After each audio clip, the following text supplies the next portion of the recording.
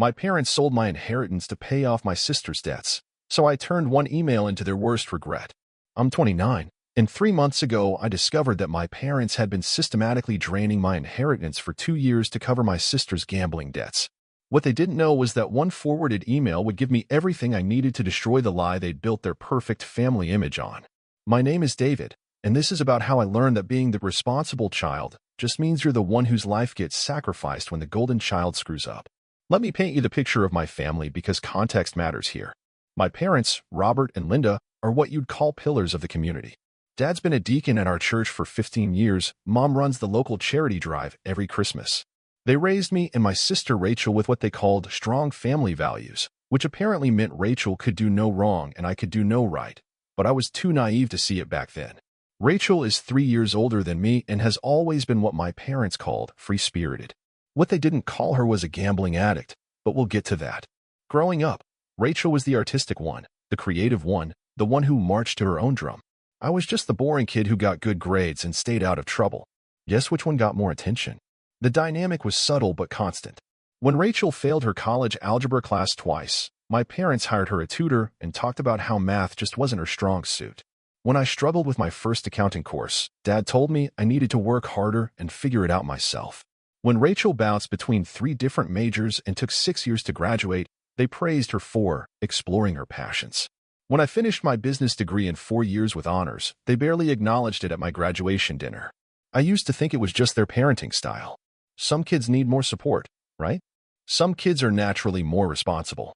I told myself I was lucky to be self-sufficient, that their faith in my abilities was actually a compliment. Looking back now, I can see how desperately I wanted their approval, how hard I worked to be the son they could rely on while Rachel got to be the daughter they worried about.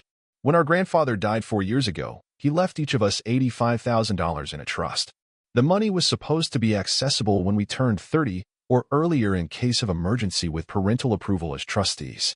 I remember being so grateful, thinking about how it would help me buy a house, maybe start my own consulting business. I'd been working as a financial analyst for 3 years, living in a tiny apartment and driving a 10-year-old Honda because I was saving every penny I could for my future. Rachel seemed excited about the inheritance too, though she was always vague about her plans. She'd been working as a freelance graphic designer since college, taking on projects here and there but never really building a stable client base.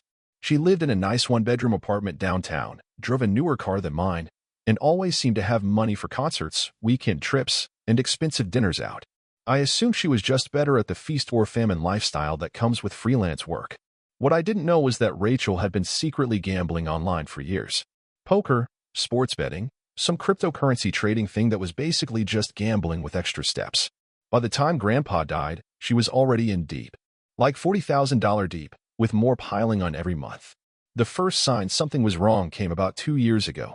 Rachel, who'd been fiercely independent since college, suddenly moved back in with our parents.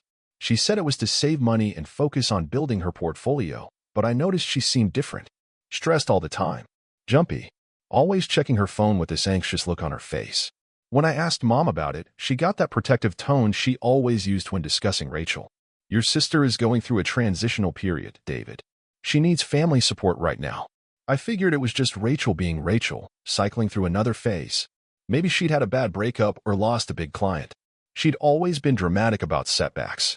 The second sign was my parents' behavior, though I didn't recognize it as a sign at the time. Dad started picking up extra shifts at the manufacturing plant where he'd worked for 25 years. Mom, who'd only done part-time bookkeeping for local businesses, suddenly had a full client roster and was working evenings and weekends. They sold Dad's motorcycle, the vintage Harley he'd had since before I was born, and always said he'd never part with. When I asked why, Dad just said they were adjusting their financial priorities. Mom mentioned something about wanting to pay off their mortgage early and build up their retirement savings. It sounded responsible, admirable even. I remember thinking how lucky I was to have parents who were so thoughtful about their financial future. I should have connected the dots, but honestly, I was focused on my own life. I'd just gotten promoted to senior analyst at my firm, which came with a significant raise and more responsibility. I was dating someone seriously for the first time in years, a woman named Claire who worked in marketing at a tech startup. We'd been talking about moving in together, maybe traveling to Europe in the fall. I was excited about reaching 30 and accessing my inheritance money. The future felt bright and full of possibilities. Looking back, I think my parents were counting on my self-absorption. They knew I was busy with work and my relationship, knew I trusted them completely, knew I'd never question their financial decisions or dig into family business that didn't directly concern me. They were right. I was the perfect victim because I never saw it coming. The truth hit me like a freight train on a random Tuesday morning 3 months ago. I was at my parents' house helping Mom set up her new computer. She'd finally upgraded from the ancient desktop that took 5 minutes to boot up, and I'd volunteered to transfer her files and install her software. It was the kind of thing I'd always done for them, the reliable son stepping in to handle the technical stuff. We just finished setting up her email when a notification popped up. The subject line read, "Final distribution confirmation, David's trust account." Mom was in the kitchen making coffee and asking if I wanted sugar in mine, so I clicked it without thinking, just trying to be helpful, clearing her notifications so she wouldn't be confused by them later. The email was from their financial advisor, a man named Kenneth Morrison who'd been handling my family's modest investments for over a decade. It thanked them for completing the paperwork to distribute the remaining $23,000 from my inheritance trust to cover ongoing family emergency expenses. It mentioned this was the final withdrawal, bringing the total distributed over the past 24 months to $85,000. My entire inheritance. Gone. I sat there staring at the screen, my coffee getting cold in my hands, trying to process what I was reading. The email was professional and matter-of-fact, thanking my parents for their continued diligence in managing this difficult family situation. It referenced previous conversations about maintaining family stability and ensuring Rachel's recovery process wasn't disrupted by financial stressors. The worst part was the attachment. A detailed payment history showing exactly how they'd been draining my future. $3,500 in March of last year marked as credit card consolidation, $8,000 in June labeled urgent debt resolution, $12,000 in September designated as rehabilitation program support. Payment after payment, month after month, systematically destroying the financial security my grandfather had tried to give me. They'd been stealing from me to pay off Rachel's gambling debts. For 2 years. And I'd never known. When Mom came back with the coffee, I was still staring at the screen. The cursor was blinking in the email, waiting for me to close it and move on with my day like nothing had happened. But everything had happened. Everything had changed. She glanced over at the monitor and her face went white. Her hand started shaking so badly that coffee sloshed out of the mug onto her wrist, but she didn't seem to notice. "David, honey, I can explain." But I couldn't speak yet. My mind was racing, trying to piece together everything I'd been too blind to see. Rachel's sudden move back home. My parents' financial stress. The extra work, the sold motorcycle, the careful budgeting I'd admired them for. It was all connected to this, to covering up my sister's addiction and protecting her from consequences while sacrificing my future in the process. Explain what, exactly? I finally managed, my voice surprisingly steady. Explain how you've been stealing my inheritance money? Mom started crying immediately, those big gasping sobs that had always made me want to comfort her when I was younger. But this time, something was different. This time, I could see the manipulation in it, the way she immediately positioned herself as the victim in a situation where she was clearly the perpetrator. It's not stealing, sweetheart. It's family helping family. Rachel was in trouble, real trouble, and we couldn't just let her destroy her life. That's when the full picture started coming together like pieces of a puzzle I hadn't even known I was supposed to be solving. Rachel wasn't just going through a transitional period. She was a gambling addict who'd racked up massive debts, and my parents had been enabling her by using my money to keep her creditors at bay. I asked the question I already knew the answer to, but I needed to hear her say it. What about Rachel's inheritance? Did you spend hers too? Mom's silence told me everything. The way she looked down at her hands, the way her shoulders sagged, the way she couldn't meet my eyes. They protected Rachel's money while spending mine. The responsible child's future was expendable, but the problem child's safety net was sacred. We couldn't touch Rachel's money, she finally whispered. She's not stable enough to handle that kind of loss right now. It would have set back her recovery. Recovery. As if Rachel was some fragile patient instead of a grown woman whose poor choices had led to this situation. As if my financial security was somehow less important than her emotional well-being. So you decided my money was expendable instead. You're stronger, David. You've always been the responsible one. We knew you'd understand, eventually. We knew you'd want to help your sister. But they hadn't given me the chance to make that choice, had they? They'd made it for me, decided that my dreams and plans and future mattered less than Rachel's immediate comfort. They'd stolen from me not just money, but the opportunity to choose whether to help or not. I stood up from the computer chair, my legs unsteady. Everything I thought I knew about my family, about my place in it, about who my parents were as people, was crumbling around me. These weren't the loving, principled people who'd raised me to value honesty and hard work. These were strangers who'd been living a lie for 2 years while I worked and saved and planned for a future that was being stolen from me one payment at a time. How much does she owe? I asked. Total. Mom wiped her eyes with a tissue, leaving black mascara streaks on her cheeks. David, please, let's sit down and talk about this calmly. How much, Mom? It's complicated. There are different creditors, different payment plans. How much? She finally met my eyes, and I saw something there I'd never seen before. Fear. Not fear of Rachel's creditors or fear of her daughter's addiction, but fear of me. Fear of what I might do now that I knew the truth. About $127,000, she whispered. But we've been working on a payment plan with her counselor, and she's been clean for 6 months now. She's really trying to turn her life around. I laughed. Actually laughed, but there was nothing funny about any of this. $127,000 in gambling debts, and they'd used my entire $85,000 inheritance to make barely a dent in it. Rachel had burned through more money than most people make in 2 years, and my parents had decided that was my problem to solve. She's been clean for 6 months, I repeated, while living rent-free in your house, with all her debts mysteriously disappearing, funded by money that was supposed to secure my future. David, please don't be like this. She's your sister. She's family. I'm family too, I said, and my voice cracked a little on the words. Or does that only count when you need someone to be understanding about getting screwed over? That's when I learned something else about my parents, something that hurt worse than the money. When confronted with the choice between acknowledging what they'd done to me and continuing to protect Rachel, they chose Rachel. Again, your sister is sick, David. She has an addiction. She needed help. And I needed my inheritance. I needed parents who would ask me before making decisions that affected my entire future. I needed to matter as much as she does. But even as I said it, I could see in Mom's eyes that I didn't. I never had. Rachel was the child who needed saving, and I was the child who could handle being sacrificed. That was my role in this family, and they'd never questioned whether it was fair or right or whether I deserved better. I left their house that day without saying another word. I needed time to think, to process what I learned, to figure out what I was going to do about it. But as I drove home, one thing was crystal clear. This wasn't over. Not by a long shot. They'd made their choice. Now I was going to make mine. The next morning, I called in sick to work and spent the day making phone calls.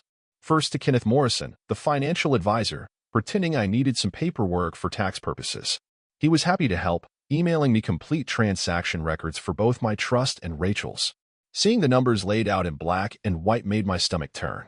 My account, $85,000 distributed over 24 months.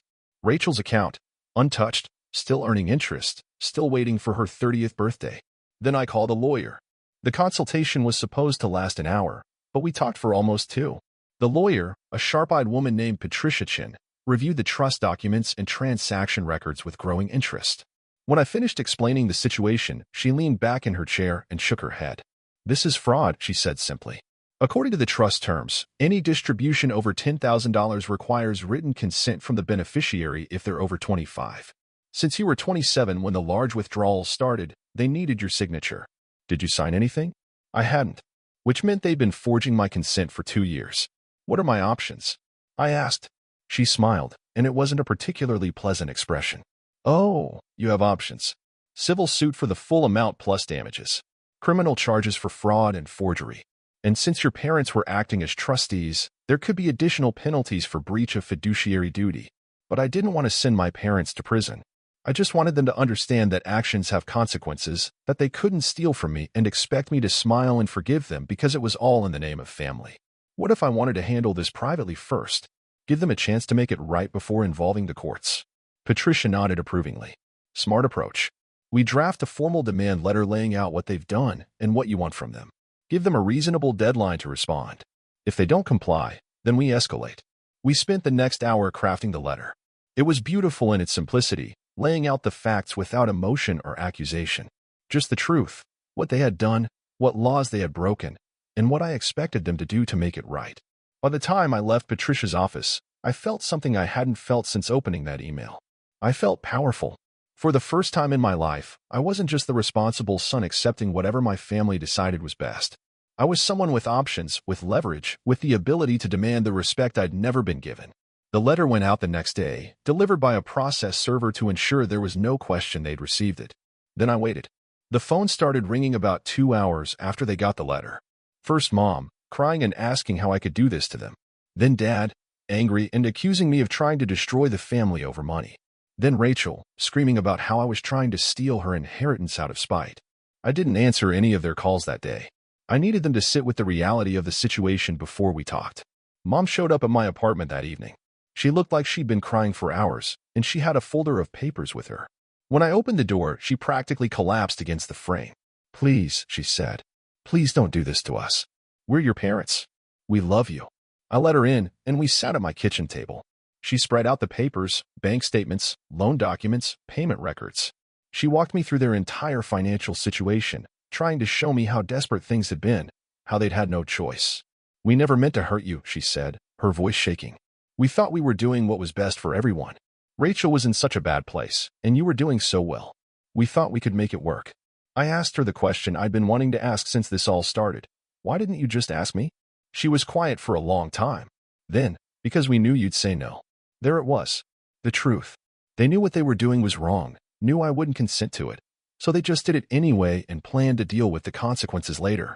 "What do you want us to do?" she asked finally. "We don't have $85,000. We can't get a loan for that much at our age. If you push this, we could lose the house." I told her that wasn't really my problem to solve. They created this situation by choosing to prioritize Rachel's fresh start over my financial future. Now they needed to figure out how to make it right. But I also told her I wasn't unreasonable. If they wanted to work something out, I was willing to listen. The key word being they, meaning all of them, including Rachel. We scheduled a family meeting for the following Saturday. The meeting was at a neutral coffee shop downtown. They all showed up together, which surprised me.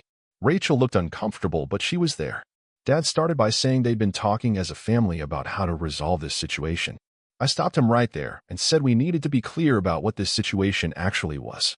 They had taken money that legally belonged to me and used it without my permission. That was fraud, not a family disagreement. Rachel spoke up for the first time. "Look, David, I know you're upset about the money, but it's not like I asked them to do this. I didn't even know about it until you sent that lawyer letter." I stared at her. "You didn't know that your gambling debts were being paid off?" "I knew they were helping me with payments," she said defensively. "I didn't know where the money was coming from." "You didn't ask." She got defensive. I was grateful for the help. I didn't think I needed to interrogate them about their finances. That's when I realized Rachel genuinely didn't see herself as responsible for any of this. In her mind, she was just the recipient of help, not someone whose problems had caused my parents to steal from me. Dad pulled out a piece of paper. They'd worked out a payment schedule where they'd pay me back $500 a month for the next several years. It would take them almost 14 years to pay me back the full amount, with no interest. When I asked what Rachel's contribution to this plan would be, she looked confused. "What do you mean? This debt exists because of your gambling. What are you doing to help pay back the money that was taken from me to cover your mistakes?" "I'm already contributing," she said. "I'm working at a coffee shop part-time, and I give Mom and Dad money for groceries." "You're paying rent to live in their house," I said. "That's not the same as taking responsibility for this situation." The conversation got heated after that. Rachel started crying, saying I was being vindictive. Mom accused me of caring more about money than family. Dad said I was being unreasonable. Finally, I'd heard enough. I told them their payment plan was unacceptable and they still didn't understand what they'd done wrong. I gave them my counteroffer. Rachel's inheritance gets liquidated to pay me back immediately, or I file criminal charges within the week. They thought I was bluffing. I could see it in their faces when I laid out my ultimatum. Good old responsible David would never actually follow through on something that would hurt the family. They were wrong. I spent the next week putting together everything I needed. Bank records, forged signatures, email communications, documentation of Rachel's gambling debts. But I also did something else.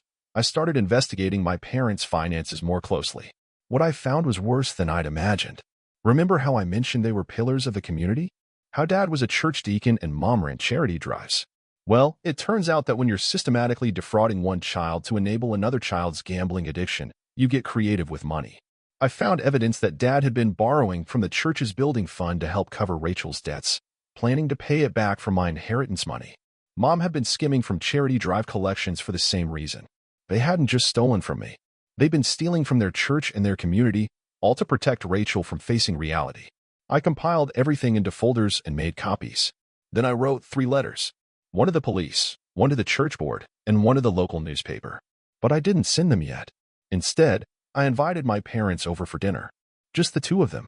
The dinner was surreal. I'd made Mom's favorite meal, set the table with the good dishes, even bought wine. They showed up looking hopeful, probably thinking I'd come to my senses. Over dessert, I put down my fork and looked at both of them. I need you to understand something. This was never just about my inheritance money. I told them about the evidence I'd found. Dad's face went gray when I mentioned the church building fund. Mom started shaking when I brought up the charity money.